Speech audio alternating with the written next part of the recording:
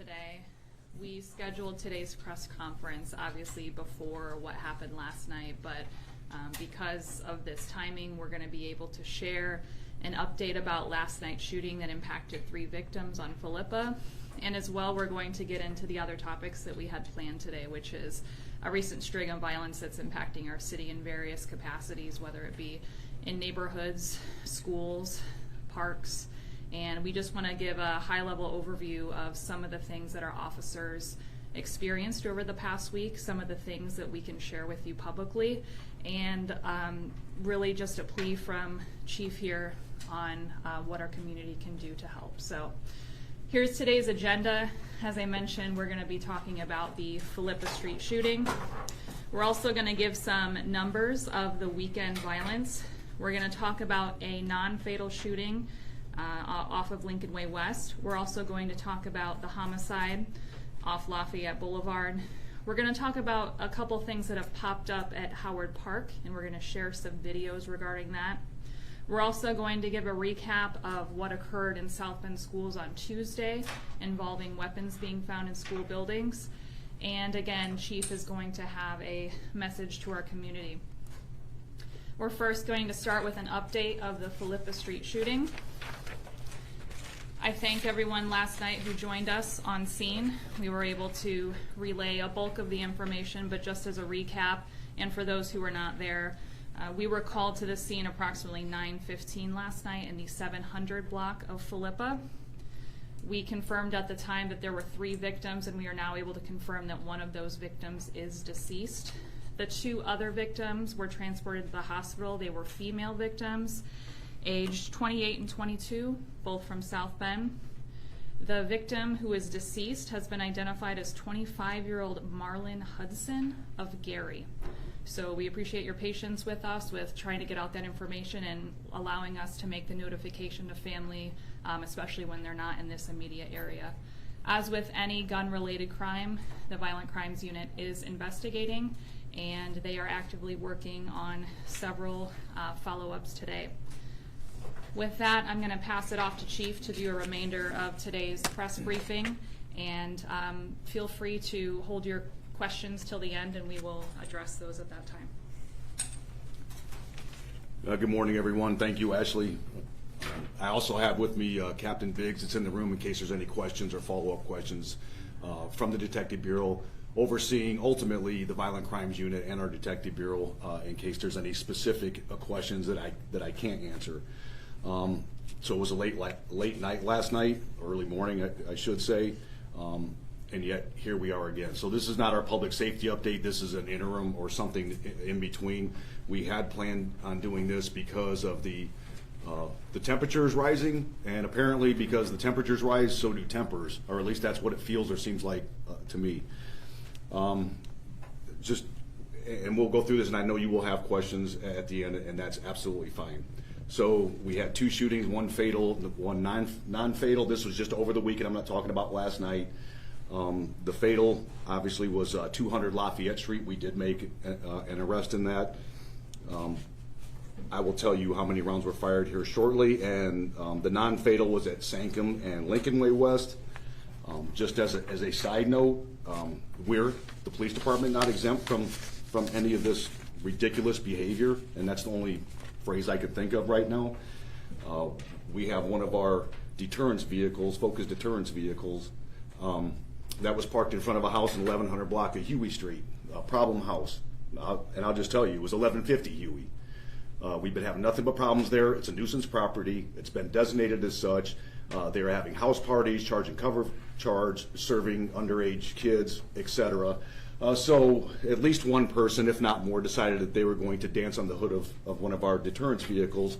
And I'll just say, you know, from my perspective, the genius has left a handprint on there. So we'll get to it, but right now we have shots fired and shootings, but eventually we'll find out who did this, and they'll have to answer to why they did what they did. The non-fatal shooting at Lincoln Way and Sankum, I'll just say the victim is from Elkhart. We just found out this, or I just found out this morning, there were 136 rounds fired in that one incident. So think about that. There were multiple homes shot up. I think at last count there were at least 9 homes and or vehicles, maybe a combination of both. Some of them homes occupied. So I know I said it last night. You know, I've said it 1,000,001 times. So now here's 1,000,002. Those bullets, they don't forgive. Once they leave that barrel, it's done. You can wish them back all you want. They're not going back into that gun. They're going into somebody or something eventually. And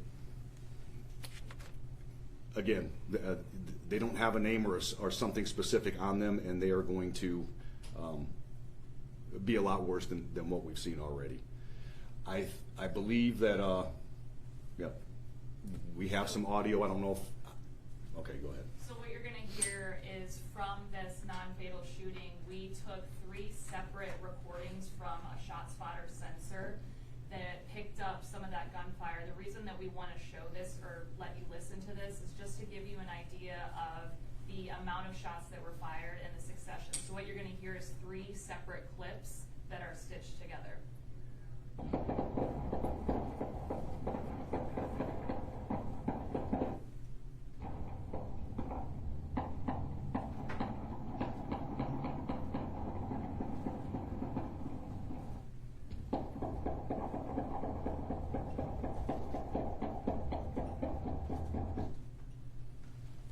One incident.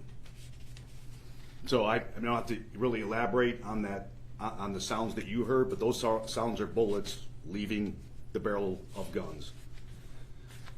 Homicide update. So from the 200 block of Lafayette, we've identified our victim as Eddie Tyler IV from Michigan City. We did make an arrest.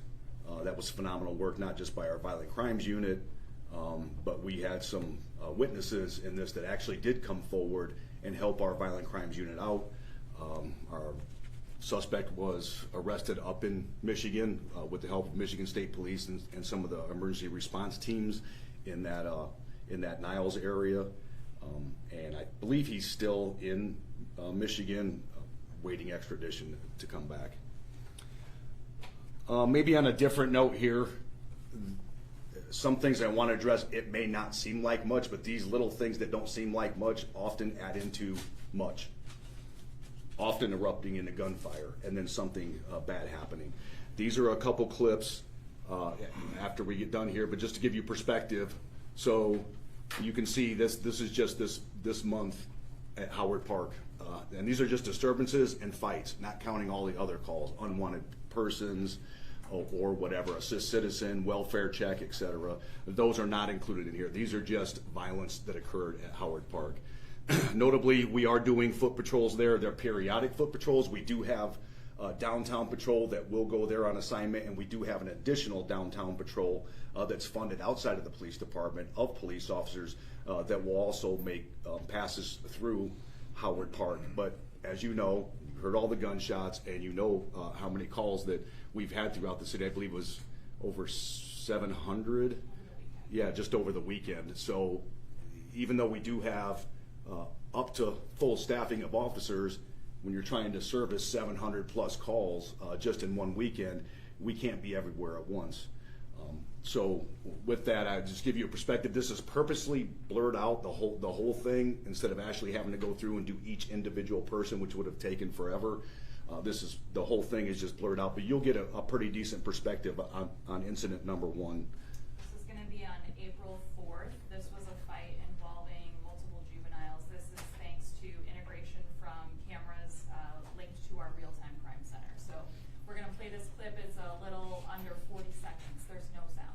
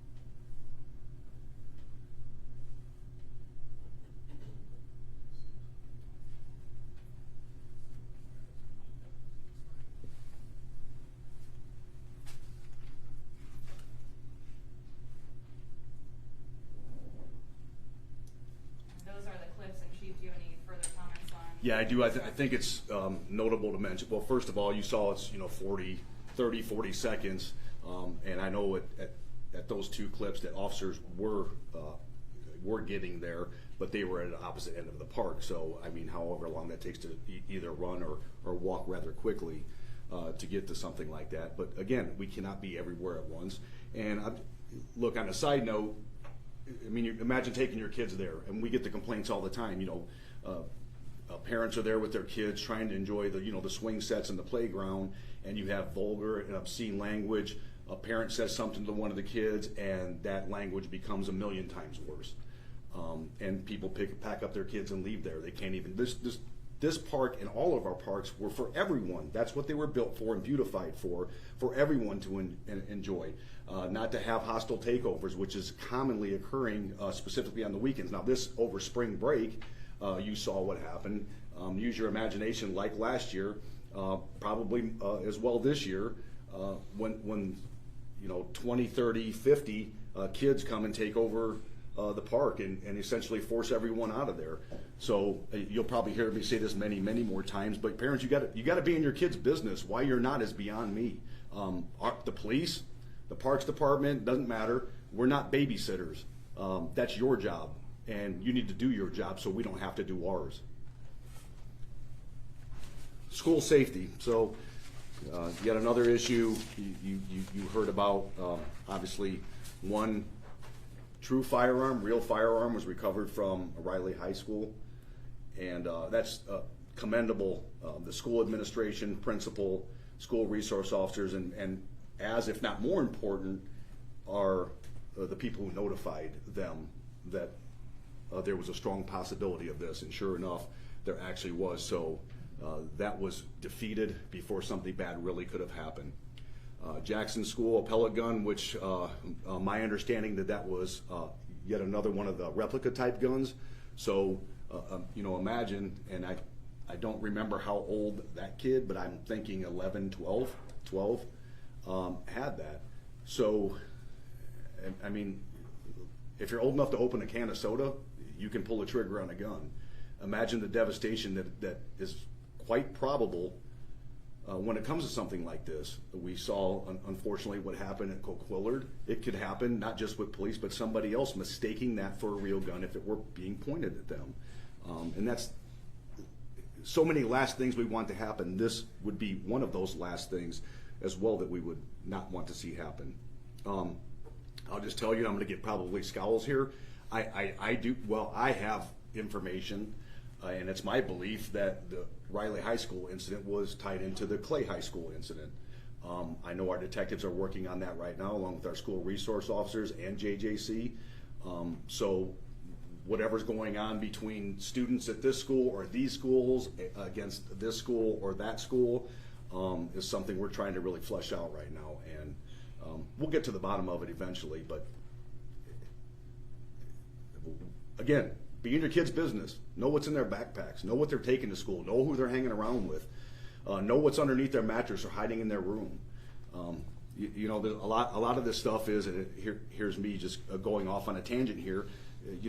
As a society, we've become acceptable. Well, weed's okay, and this is okay, and Tucci's okay. Well, it isn't okay. These things lead to a lot of problems. Is it the soul? No.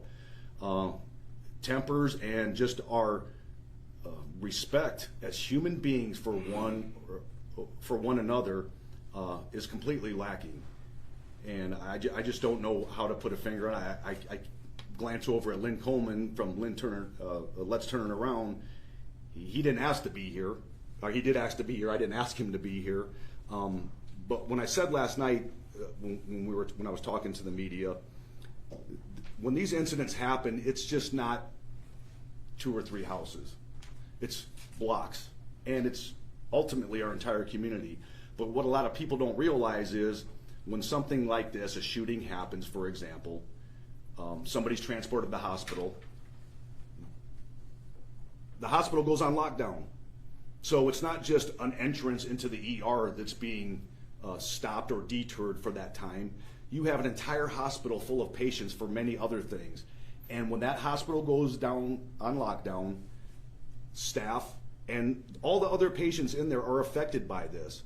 So they have, I'm not speaking on your behalf, Lynn, I'm actually going to ask you to come up at the very end, but they have specific measures in place that they have to take when something like this happens, because that violence often tends to spill over or end up at the hospital, and then we still have to tie up even further resources along with the hospital to try to stop something bad from happening there. So just use your imagination of the hundreds or thousands, I don't know what the count is in the hospital, that are being affected by this. Then ultimately the city as a whole, SAVE team, detectives, patrol officers, you name it, there is a huge psychological and emotional toll, because even last night, my officers take it personally, and they treat every incident like it's one of their family members.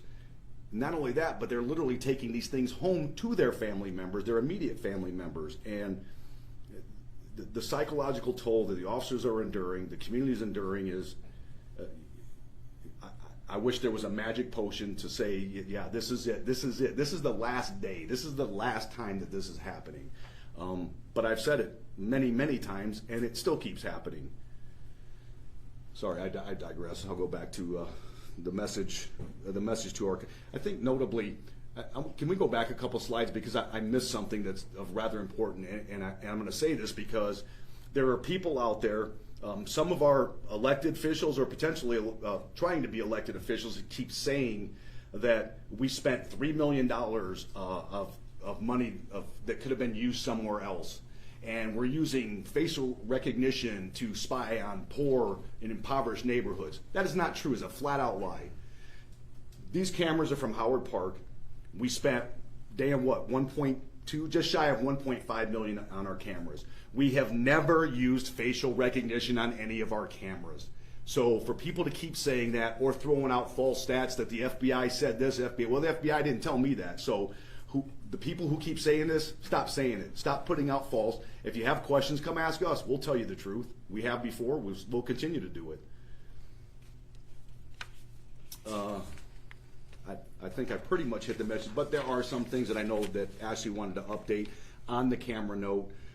We have surpassed the 500 mark, 513 camera registries, and then the integrated cameras are 104. That's continuing to rise. We'll probably by the end of the week have maybe 8, 9 more actually integrated into that. That's our hope anyway.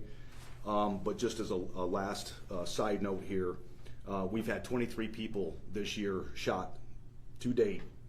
6 of those shot were fatal. 7 total homicides.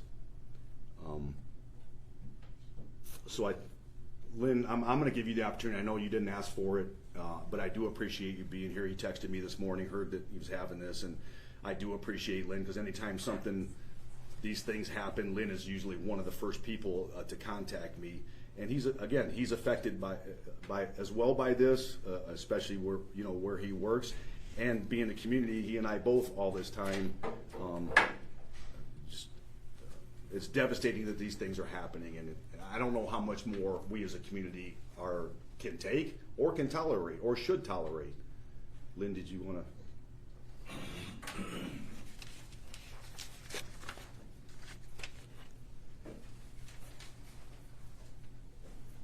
Thank you very, very much, Chief. Good morning to all of you.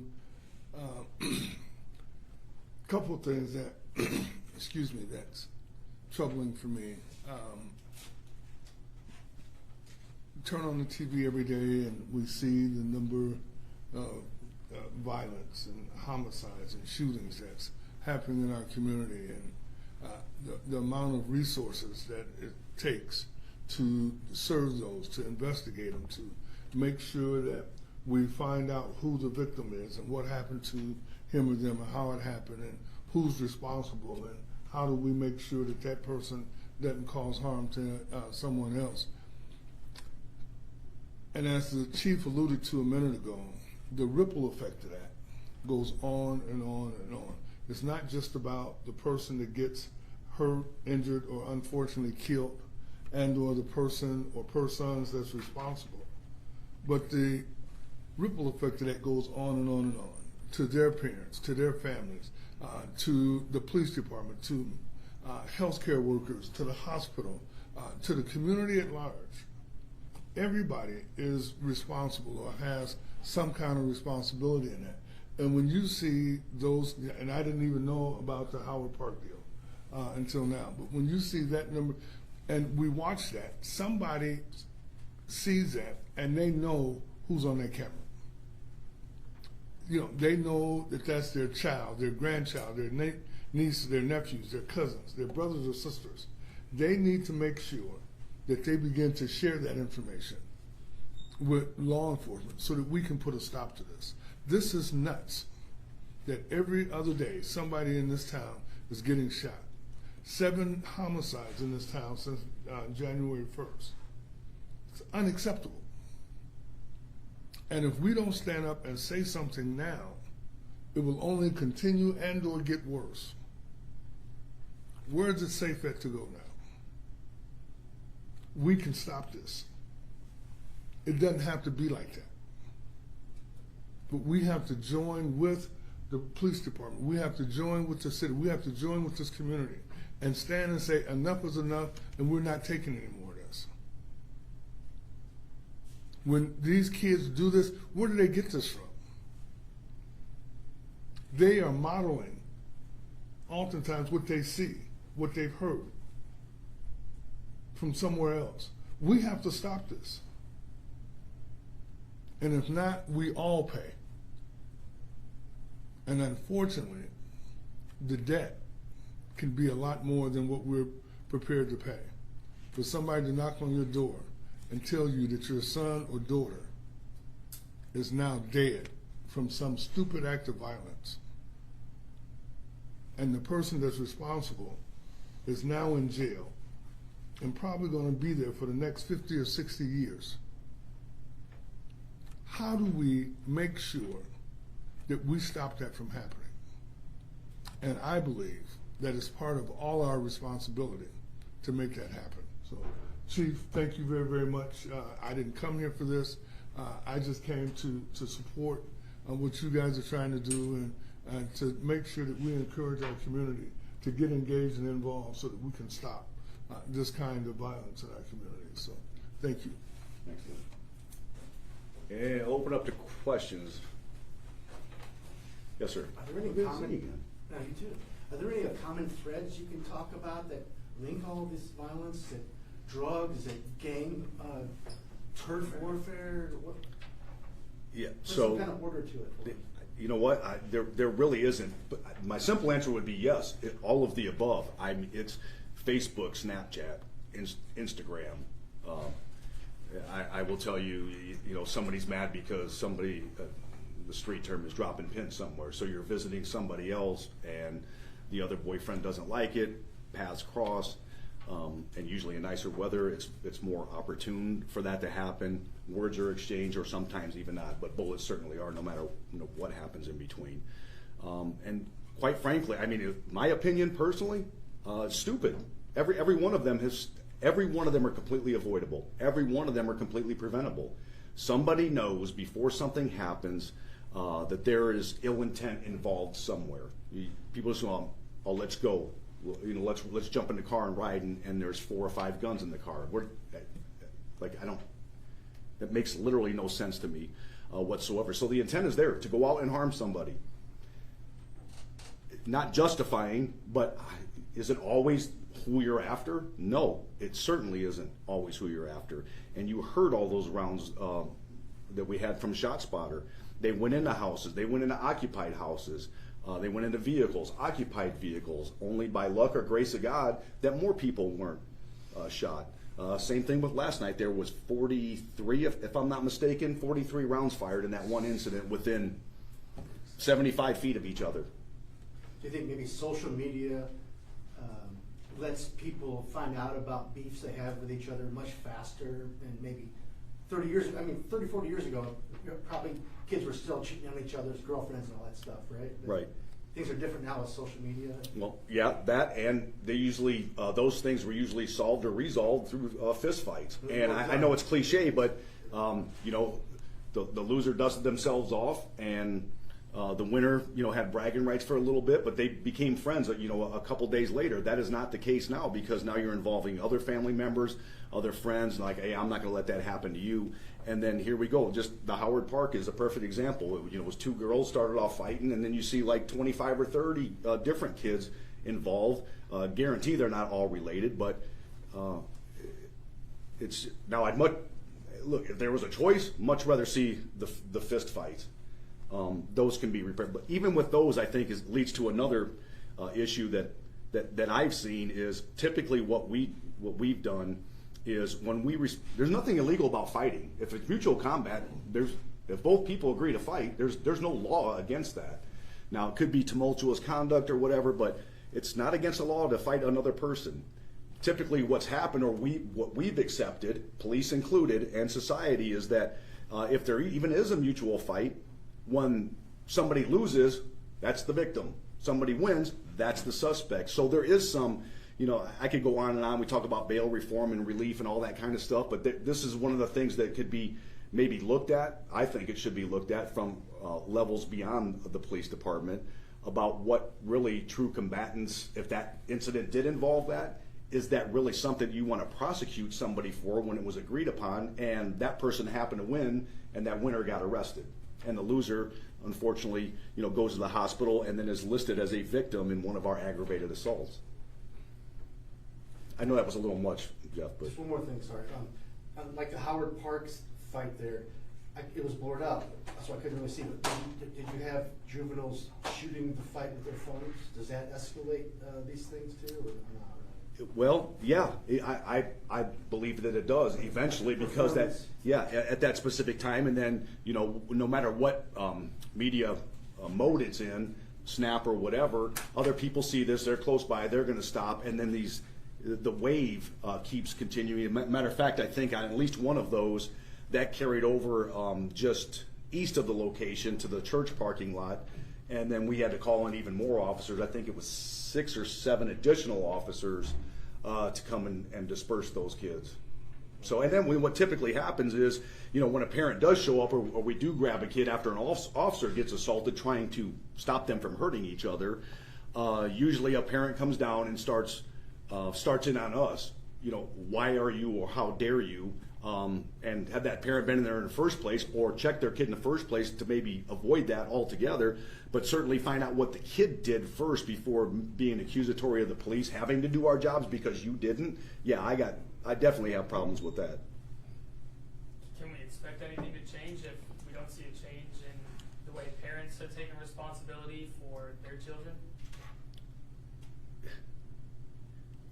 So as Lynn kind of said, it is. It doesn't matter. We treat everybody as if they're our family. If the rest of the 100 and some thousand people in South Bend would do the same thing, yeah, we might be able to stop it. But the grassroots isn't grassroots anymore. It is let my kid go somewhere else. Hopefully they return. That's what it seems or feels like to me. I know I've talked to Lynn and others, and that seems to be like heck. We'll let them go, and hopefully they make it back. I just don't. Maybe I'm old-fashioned. I just don't understand how you have a kid. Your responsibility at the bare minimum is to raise that kid, and at least have some type of morals, ethics, scruples, moral compass, human being decency to one another, and that is not happening. It's in the schools. It's in the playgrounds. It's everywhere. It's not just kids. It's even adults, and this is nationally, but I don't want it to be. I'm worried about South Bend. This is our home, is our family. We all share this together. And you notice, and I've seen an influx. I know I've said it before, where you see people that aren't from South Bend that are coming here and wreaking havoc. It's bad enough when we have internal fights or internal beefs with our family, but then when somebody who's not family comes here and wreaks havoc, it makes it that much worse. And the cycle keeps going. That's what I think a lot of people don't realize. It's not just, well, this person got shot, so we're going to retaliate. And when that retaliation happens, then somebody else retaliates, and then another retaliation, and that vicious, violent cycle keeps going. You mentioned how important it is to be able to have that community participation, whether it is youth violence or if it's adults as well. Record-setting one for Crime Stoppers last month. Do we need to see more of those kind of numbers coming in? Yeah, absolutely. It's beyond cliche now, but that's one of the things for many years that I've said. You know, if you see something or know something, you need to say something so we can do something. And that's absolutely legit. The word out there, or the common theme outside of this building is, well, that's snitching. It's not snitching, it's telling the truth. I would hope that any person would raise their kids to be honest, to tell the truth. So snitching is for a type of reward or whatever. When somebody on the street witnesses something, that is not snitching. That's telling the truth about what happened. Not being compelled, not doing, anything nefarious, for their own personal gain. This is on behalf of, number one, the victim that may be laying there or at the hospital. And then number two, for our entire community, to hopefully stop this from happening again. Lou, I can tell you, none of us want to put handcuffs on anyone. If we can resolve these before they even happen, meaning people doing their jobs, parents or other, we wouldn't have, put us out of work. That ultimate goal, put us out of work. We shouldn't need police. But we've become so much more, so many different hats that we're wearing now, and the expectations, and that's what I alluded to, I think, when the Howard Park thing came up, and I saw a captain walk by a little bit ago, was a division chief now, who, he was breaking up a fight and he gets attacked by a 6th grader, literally kicked in the chest by a 6th grader. And that 6th grader's parent wanted to know why the police went hands-on with their 6th grader. I just don't understand it. Well, I do understand it. I lived in an incident myself at one of our schools. But I will tell you that division chief had a heck of a lot more patience than I did. What can you tell us about the circumstances of the PHILLIPA Street shooting? That's still infancy. We are working on some very good information that we sifted through this morning. I was out there, so there were some different things being said. It could have been this, it could have been somebody said the wrong thing to somebody, or it did the wrong thing to somebody, maybe not physically. But this is still a back and forth, and that's another thing. So even when we do get information, we still have to really fine-tooth comb that information to find out literally exactly what happened, because it goes beyond us. And I'm confident this will go to the next level, to a prosecution stage here eventually. Do you have a suspect yet? Again, this is something that we worked on this morning. We're hopeful to have somebody, but we're working on some pretty good leads right now.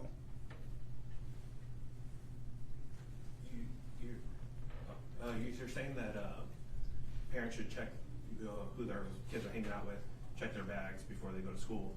Should we hold parents accountable? I mean, that's almost rhetorical from my perspective. Yeah, I mean, if my kids did something, the first thing you'd do would be having cameras in front of me. How did the police chief's kid do this, right? So let's pretend it's not the police chief's kid. And Lynn's laughing because he knows Lynn was one of the people.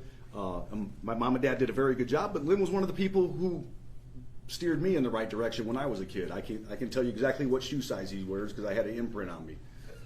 I'll leave it at that. But to that point, and I'm not trying to be jovial about this, but yeah, they absolutely need to step up. I mean, that is your job, to be in your kid's business. You know, if there's guns and dope or whatever being bought into your house by your kid, and then a lot of times what happens is, well, if the kid's out slinging dope or whatever and they're bringing in income, nobody says anything. But the first time they get mad at the kid or a boyfriend or whatever, they're calling to dime that person out. So, you don't get it both ways. Just stop the nonsense. If you truly care and love your kids and other kids, then you'd be in their business. There would be no excuse. There would be no coming to police and blaming them for going hands-on with your 6th grader. Do your job, again, so we don't have to do ours. Yes, ma'am. You spoke a little bit about it being the first warm week of this year. Do you want to elaborate just kind of where that sets us up for the rest of summer? Yeah, so that's, forward? Yep, absolutely. That's part of this, or part of my reasoning behind this, and that's why I said in the beginning, or towards the beginning, that as temperatures rise, so do tempers, and that's all anecdotal to me. But yeah, we don't have enough personnel, time, or energy to go ahead and run, moon phases and varying temperatures to find out. But after 35 years of doing this, absolutely is what happens. And I can guarantee you, if we did have the time, resources, and energy, it would prove my anecdotal evidence correct. 7 homicides year to date. Yep. Is that a lot? How does that compare at this time of the year on most years? That's why I bought Jason, because I have like I had like 3.5 hours sleep last night. So, do you? Yeah. Okay. So as the numbers relate to this year to last year, 7 homicides this year, 6 of those are from gunfire, 1 was from a stabbing. That compares to 2 this time last year. 2. When we look at gun violence in general, 19 different times we've responded to someone being shot in the city for this year. That's compared to 17 times last year. And then Chief already alluded to 23 individuals have been victimized by gunfire, 6 being fatal, 17 being non-fatal. That's compared to 25 this time last year. So we see that violence rising. The homicide rate is very concerning. And again, to answer some of these questions, the community needs to take responsibility, without a doubt. We're here, we stand in front of the community when things are bad. We walk with the community when the things are good, and we carry the community when it's time to carry them. And we're asking the community to come forward and help us take responsibility and stop the violence in the city. A lot of this is doing what is right. It's not snitching like the chief had said. It's doing what's right, taking responsibility, and stopping the violence in our city. And we're here to help, we're here to support, and we're here to ask you to stop as well. Jeff, you made the comment, or you asked about if this is gun and gangs and girls, and it's people living in the moment. It's emotions taking over, and they don't have the impulse to stop and hurting somebody. They don't have the impulse to just walk away from those fights. And that's where we've seen a lot of these violence, especially over the weekend. People living in the moment, letting their emotions take over, and then violence spills out in our city.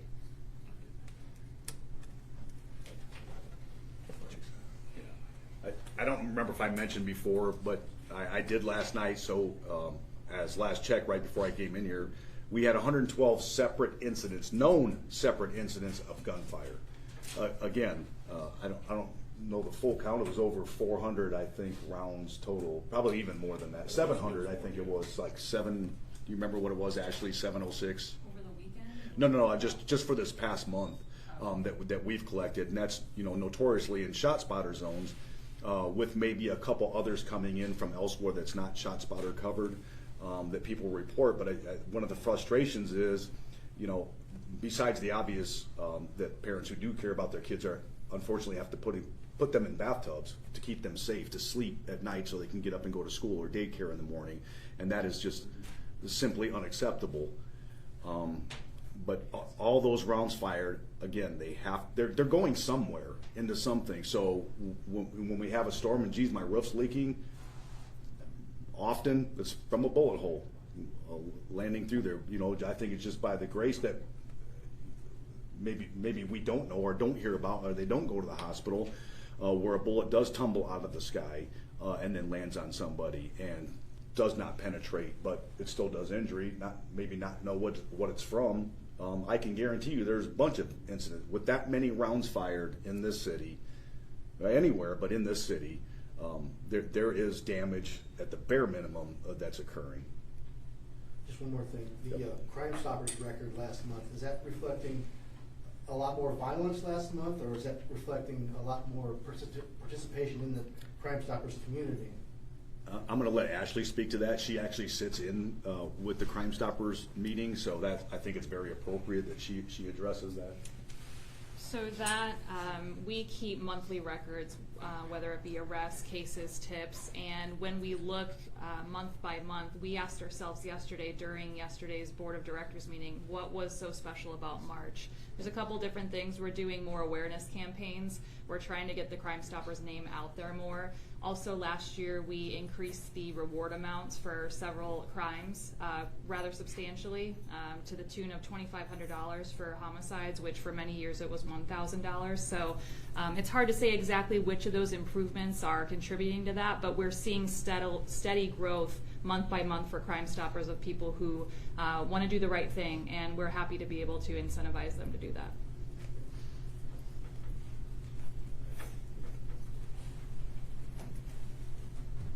If they close Clay High School, is there a worry that rival games will mix in different schools, or it's down the line? Or? Well, it's irrelevant what school. I mean, we have these in Mishawaka. Unfortunately, when it comes to Mishawaka, many people don't pay attention or don't care, but it happens there too. It happens at Penn High School. It happens all around. Look, I'll just tell you from our police department perspective, as you all know, in my 9 years as being chief, my 35 years, but I can tell you specifically in my 9 years being chief, you know, absolutely transparent. We're going to tell you absolutely everything that I can legally tell you, and sometimes maybe not even legally tell you. But from the transparency component, that's when you look. I know a couple have inquired about, you know, our aggravated assault numbers, our shooting numbers. We put them out there. One example, I just want to reiterate this, like we did have at least one of the houses that was the Sankum and Lincoln Way that was occupied. Even last night too, we had a house that was occupied, and a bullet went through that house, and it was actually whizzed right by an occupant's head. And we do have, I mean, we counted that as an aggravated assault. I can guarantee you other agencies do not do that. Many other agencies do not do that. They will, if nobody got hurt, they'll classify that as a vandalism. We don't do that. That bullet could have, it's reasonable proximity, right? That bullet could have hit that person. And if that's the case, that's an aggravated assault. Somebody in a car, maybe even parked, but just sitting in a car. If a bullet goes into that car, reasonable proximity, that is an aggravated assault. That is not a vandalism. So again, you can check. I know it's been done before, asked before, constantly asked about, well, our numbers say this, numbers say this. Well, I'm saying because they're the truth. You may want to ask others how they report these things. Again, this is not trying to deflect anything off of us. It's disheartening at the bare minimum, sickening that this is even happening, especially in our city. Man, I grew up here. I mean, this is, you know, almost 59 years in this city, and it shouldn't be happening.